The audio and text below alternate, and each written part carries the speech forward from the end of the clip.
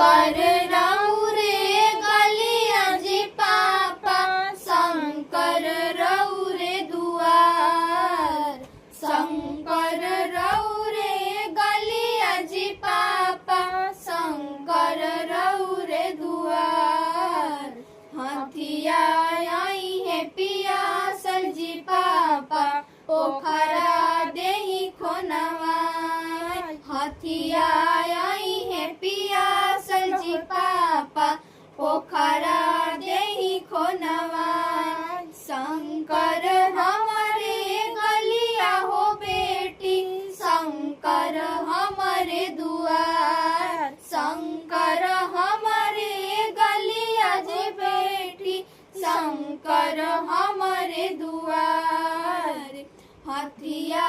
आई है पियासल हो बेटी पोखरा देहि खोनवा हथिया आई है पियासल हो बेटी पोखरा देहि खोनवा काही उनकर खैनी जे पापा काही रखनी उधार काही उनकर खैनी जी पापा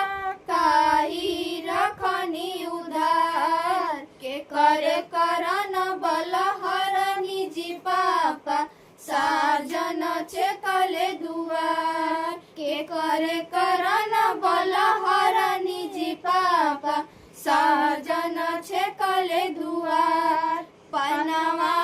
उनकर खैनी हो बेटी फुलवा रखनी उधार पनवा उनकर खैनी हो बेटी फुलवा रखनी उधार तोहरे करन बलहरनी हो बेटी साजन छेकले दुआर।